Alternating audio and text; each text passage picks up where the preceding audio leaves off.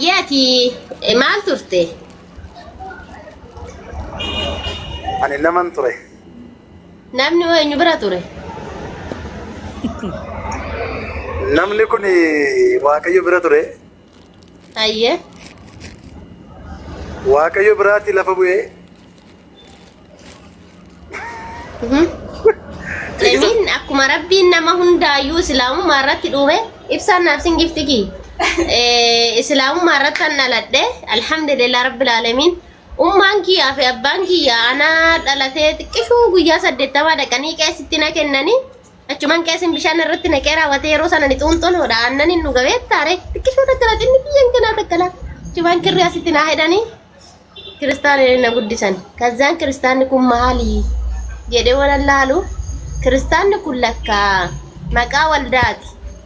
Amantaanoodha moo maquma waldaati waan kun yoon jedhu ilmi namaa kamiyyuu islaamummaa irratti dhalatu kiristaanummaadhaan amantaan biraa islaamummaadhaan amantaan biraa kan jirre akkasumas dammoo Yesuus jarri hinoo kiristaana taatiin Kiristoos sun hordofaadhaan kuni Kiristoosii kanammoo akkamitti hordofnu laata akkamitti amannu laata jenneetu yoo laallu Yesuusin kuni akkuma inni jedhe sanitti hordofuutti hin godhe dhiisi. Maal dhiisini qaba. Innaa akkamitti hordofaadhee Yesuus ana erge sanitti si yoo amaneedhaa jedhe. Achuma nanguma kana inni isa erge sun kamiidhaa jedhee onan laalu inni isa erge sun kamiidhaa? Rabbii tokkicha Waaqayyoodha jechuudha. Kanumaaf jecha bakka kanatti maal jechuun barbaade tokko isattis dubbannu Yesuus ergamaa Rabbiiti dhugumadha. Muslimni Yesuusitti amaneera akka ajaa'ibaatti amaneera.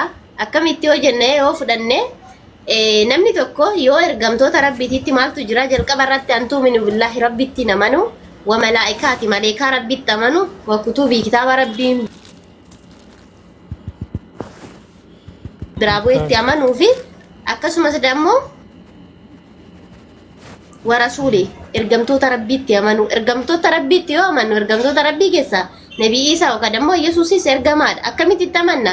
Kadhachuu fi yookaan sagaduu fi miti. Mikinaatum namni islaamaa tokko Rabbiin malee waan biraatiif sagadu. Rabbiin malee waan biraan kadhatu.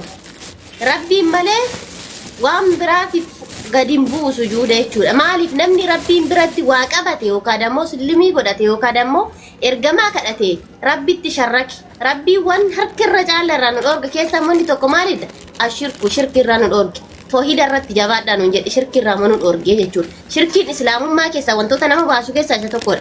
Shirkiin bakka lamatti qoodama. Shirkii gugurdaa fi shirkii xixiqqaadha. Shirkii gugurdaa jechuun Rabbiin biratti waa qabachuu, shirkii xixiqqaa jechuun ammoo na argaadha waa dalagu. Wantoonni akkanaa kuni shirkii xixiqqaan toobadha waan deebu. Shirkii gugurdaan dammooti islaamummaa irraa nama baasa. Waan islaamummaa irraa nama baasu shirkii gugurdaadha jechuudha. Kanaaf maal jechuudha?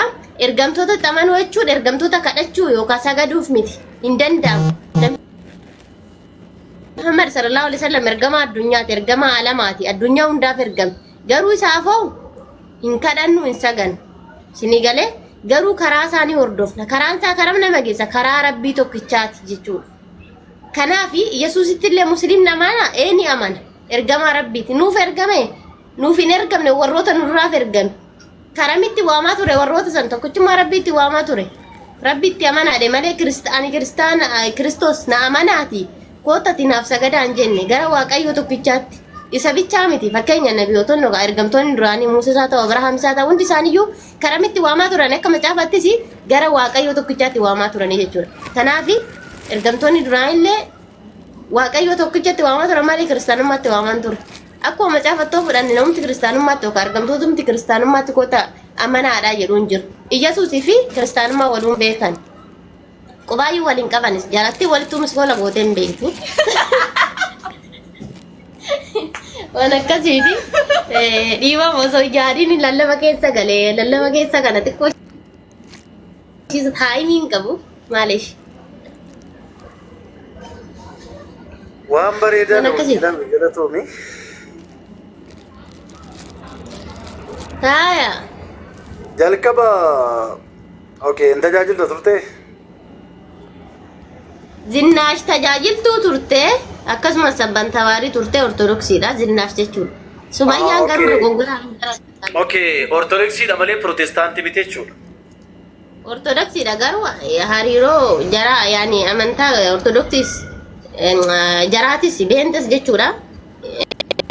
Nin beeka akkamii gandaran itti dhaladhe keessatti dhugaa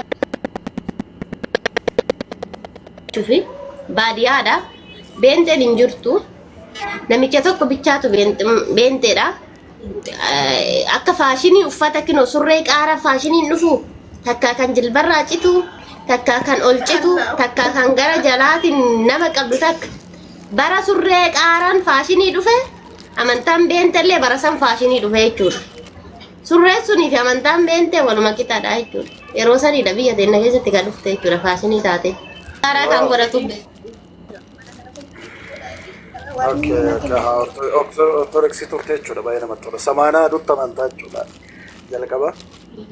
Maashaallah baga harkaa baate. Turte waggaa meeqatti erga dhufte gara kana? Waggaa 3 years. Haa ta'u maan jettu bulbulte. Kasi duubaa hoo? Dhiyeenya kan. Agam? Yoo kana qabannee keessaa baaneen ishee. Hayyaati maal turte? Ani naman ture. Namni eenyu bira ture? Namni kun Waaqayyo bira ture. Hayyee. Waaqayyo biraatti lafa bu'ee. Tiisatti dubbii keessa nan gashimne. Yoo hafe wayyaa. Ani jalqaba sagaleen ture. Sagaleen sun Waaqayyo biran ture. Waaqayyo utuun hin uumamin jalqaba na beeka. Waaqayyo biran ture. Achiiti gara lafaattan dhufe. Inshallah amma immoo nama ta'een foon uffadhee lafarra jira. Guyyaan lafa kanarraa deemu hin beeku. Amma lafa kanarra jirutti immoo addunyaa hundumaafan ibsaa islaamummaa ibsuufani. Mee amantaa san keessa si baasee islaamummaa akka qabatu kasi godhe maali? Amantaa sana keessatti islaamummaa kan qabadhu kan na godhe tokko wangeela Maatewos boqonnaa 2 lakkoofsa 6 irratti maal jedha sitti fakkaatee baaseen see dubbisame. Jasti baasee see dubbisa. Saba koo Israa'eliin kan bulchu yaa Beetlehem jedha. Kan Ameerikaa dhufee xiqqoo ishii Ingiliffaan biizii ta'e dubbisa.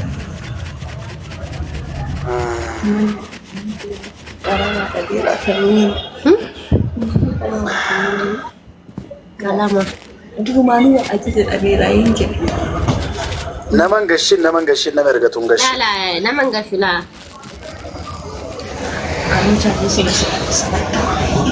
Oi bilbila tokkoon banaa jira. Innaa kutaan sun maal jedha saba koo Israa'eliin kan bulchu kutaa Beetlehem biyya Yihuudaatti dhalataa'edha. Saba koo Israa'eliin kan bulchu baadha. Kutaa sanatti kan dhalate immoo Yesuus mitiire.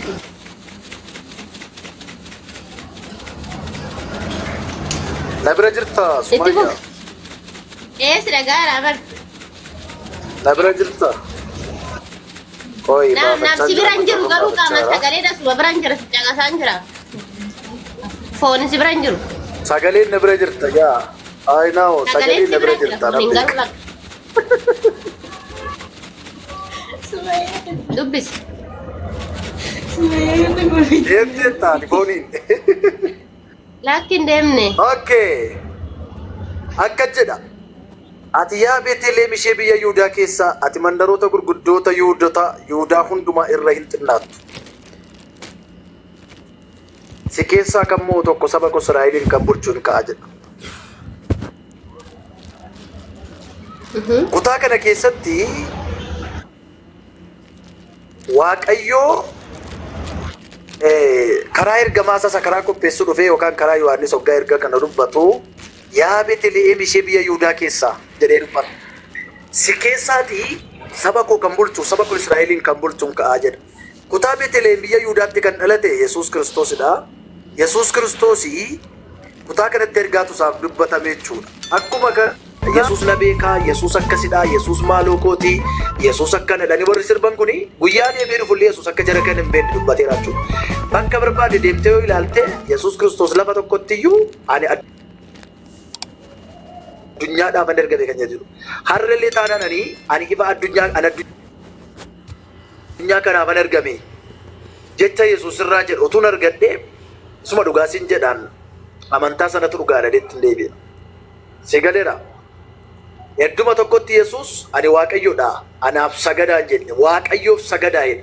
Seexanni gaafa isa qorellee maal jedhee Waaqayyo gooftaa keef sagadi kan jedhu caafameera. Seexanni maal ittiin jedhe Yesuusin gaafa inni beelee qorame san. Yoo jilbeenfattee naaf sagadde biyya lafaa kana guutummaa qabeenya argitu babbareedaa miidhagaa kana guutummaa siif kennannaan Waaqayyo goofticha keef jilbeenfadhu sagade kan jedhu caafameera jedhee deebise. Si galeera. Waaqayyo gooftichi Waaqayyo isa waaqaaf lafa kan akka uume ta'e. Akkuma kana wangeela Yohaannis boqonnaa 20:17 irratti gara Waaqayyoo koo fi Waaqayyoo keessanitti ol ba'aa. Gara Waaqayyoo koo fi Waaqayyoo keessanitti ol ba'aa jedhee dubbateera kutaa kanatti illee. Kunillee maal agarsiisa? Yesuus amma fakkeenyaa fi abbaa keessaa bahee nas dhufe jedha Yesuus jedhanii si falmu jarri. Abbaa keessaa bahee nas dhufeetu abbaa keessaa bahee dhufee naddana jira jedhanii si falmu.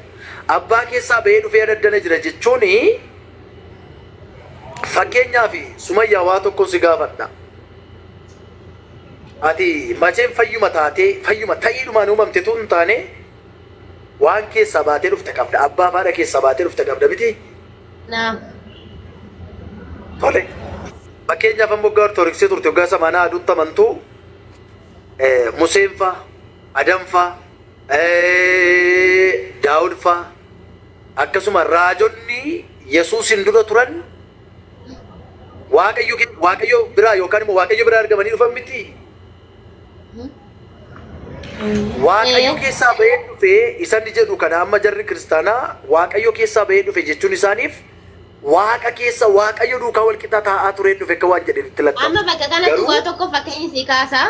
Siin kun fakkeenya waan rakkadhee si ergachuun fedha yoo ta'e. Dhaqiitii waan akkanaa naa bitii koottuu jedhe yoon suuqatti si erge. Atiin kun ani si erguu barsiisa waan ta'eef Sumayyaa waan akkanaa barbaaddettee abbaa suuqii sanirraa bitta. Mikinaatum bakka kanatti hoo anatu si ergee ergamtee jirta. Yoo waan ofii keetirraa ta'e dammoo ani kanan barbaadetta. Osoo fakkeenya Yesuus ofii isaatii fakkeenya waaqa ta'e akka waaqatti karaa kana deema akkana godhaa jedhee hima. Yoo ergamee dhufe immoo akkuma macaafnu dubbate ani ergamaadha akkana jedhee dubbata. Mikinaatum waan achirraa fide san dubbata inni waan ofii isaatirraa dhufee miti. Ani humna kooti waa tokko gochuu hin danda'u dheera inni illee jechuudha. Mikinaatum waan dhufeef san waan ergame san dubbata. Ergamummaa isaa san ofii yoo ta'e immoo ofii ajajuu danda'a. Abbaan qabeenya tokko abbaan qabeenya isaa san irratti murtii kennee waan kana akkanan godheedha. Hojjettoonni abbaa qabeenya jalaa sun yoo akka abbaan qabeenya jedhe sanitti dalagate. Kanaaf Yesuus illee waa tokko hin goone akka ajajametti dalage malee jechuudha. Badii kan qabu hordoftoota isaati. Akkas Yesuusin kan arrabsiisaa jirurree bar isaan maaliifi warra isaa wallaahi Yesuusin kan arrabsaa jiru wallaahi Yesuus kan arrabsaa jiru isaan morma kiristaanaa qofa wallaahi isaanumatti arrabsaara isaanumatti xiqqeessaara isaanuma birrii soddomaan gurguree qarshii birrii soddoma isaanumatu Yesuus akkan hidhee dhuguma laalle jechuudha. Gabaa keessa dhaabbataa dhaaba fardaa hin dhaabbataa dhaaba killee hin dhaabbataa dhaaba lukkuu hin dhaabbataa dhaaba timaatimii shunkurtii hin dhaabbataa dhaaba mokoronii hin dhaabbataa maayikii qabatee Yesuus jedha. Shintibeetuma keessa illee yoo seename maayikii qabateetuma Yesuus jechuu danda'an isaanuu. Innaa anatti kiristaanaa Yesuus xiqqee hin jiru rabbii naa qajeelchu malee. akkas wallahi. Waan akkasitti inshallah bakka jabaa dubbaleessa kennaafis deeman mataan illee laayivii seenuu karoora ittiin qabu akka carraa ta'e seenaa seene ishee barataa deemi bakka keessatti deemi. Akkas galatuma.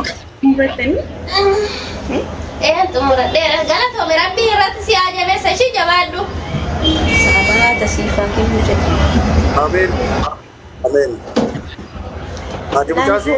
Waan abarreessitu asirratti. Mucaasii teeti?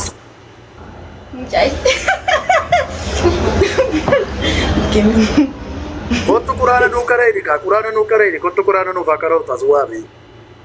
Eenyuun ani moo? Koi isin ma jechuun. Isiniin karaa rakkoon qaba.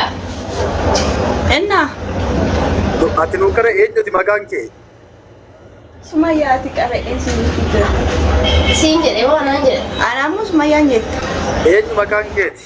Ati. Sumayyaan jedhama. Ati maqaa keetti maal maqaa keessi? Sumayyaa. Ati Sumayyaan Sumayyaa? jedhama. Atis moo? Maal taate seenaa? An Sumayyaa keessa Sumayyaan na keessa beekta. No, jechuun maqaa keessa sirrii barbaadeen maqaan kee sirriin eenyu? Isa asirra jiru sun. Wal bira jirtu sin. Eenyu beekta akkuma carraa wayii ta'eetan. Sadi ta'uu dadhabnee lamuma taanee hafne beekta?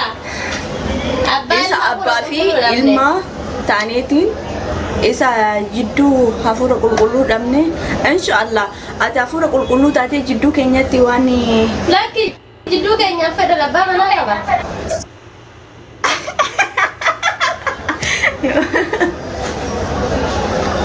Isheen abbaa manaa qabdi jaarti. Okay, ati qabda abbaa manaa? yoomiin muradhere akkas jechuufillee ishiin abbaa manaa qabdi kanaafuu isa qulqulluu barbaachaa irra mire isa hafuura barbaadaa irra yeroo ammaan kanatti Ati qabda? abbaa manaa moo Laa kalaas asumatti amma dhaabsisi oh my god Sumayyaatu jedhee bar Sumayyaatu fide. Sumayyaatu fide Ati waan ijoollee eessa? Amma quraana nu qaray. karaasisi Ani moo? Haati haasaa ta'u.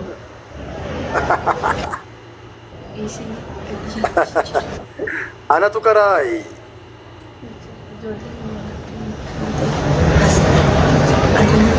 Okay taate.